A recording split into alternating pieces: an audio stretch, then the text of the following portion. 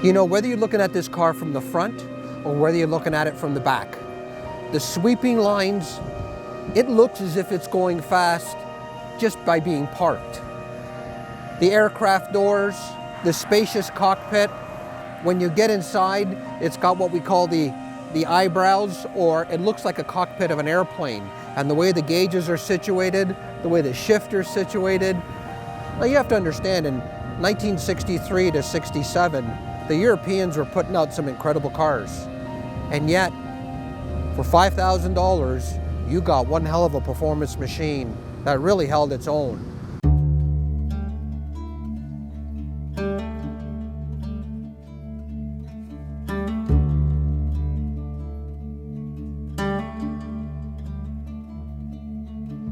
The earliest memory was walking home from school and seeing a Corvette Stingray race a Jaguar, a British Leyland Green Jaguar. And we talked about this for weeks as kids. We would draw in our books the Corvette beating this Jaguar and leaving it in the dust. And I'd wanted one ever since I can remember.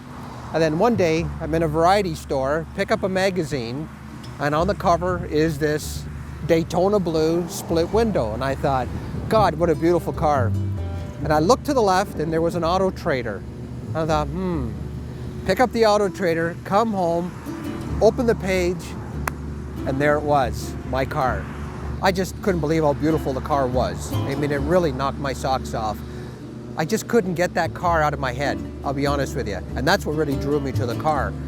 I was 27 years of age, just about cleared out my bank account buying this thing. I'd saved up for 10 years.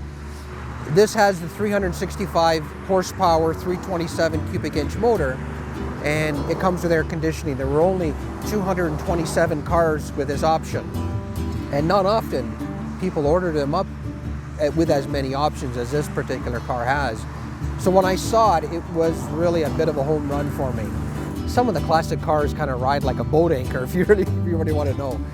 This particular car, like Corvettes by 1963, had four-wheel independent suspension. I mean, the handling was phenomenal. And this car, being almost 50 years of age, it's phenomenal how well it rides in comparison to today's cars.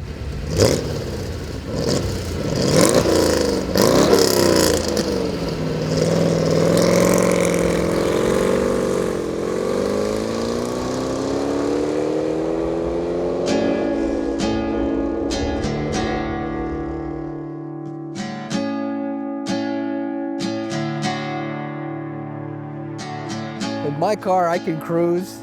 I can daydream a little bit. Not with a new Corvette. I mean, you need to have both eyes and both hands on that steering wheel, because it'll run away from you.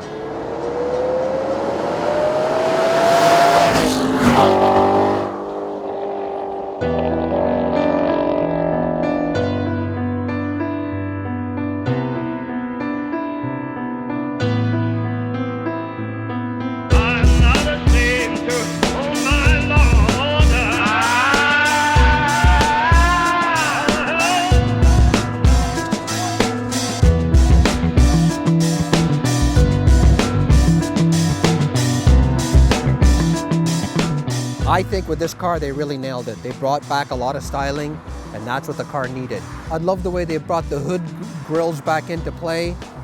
The back hatch, the way it's configured and it slopes back. The exhaust note, the baffling.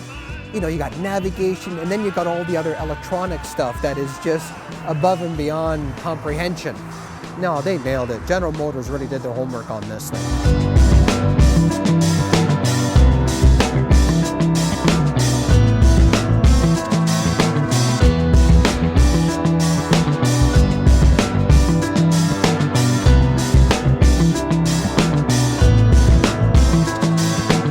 You know, it drives like a Cadillac when you want it to be. It handles like a go-kart. And when you put your foot to the floorboard, it takes off like a rocket. I mean, you really have to be paying attention to it. It's a world-class piece of equipment.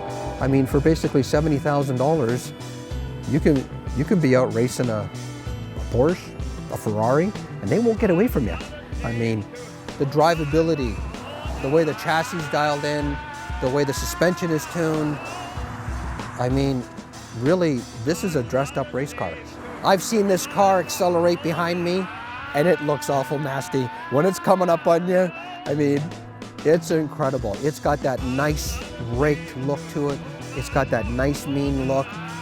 No, they've done a job. They've done, hats off to them. They really did a fantastic job. The difference, I mean, they're world apart. I mean, this 2014, that's phenomenal. It almost drives itself. Whereas the older car, yeah, you got to work it. You know, it's not as easy to drive. Is there any similarities? Both cars exuberate a certain type of excitement.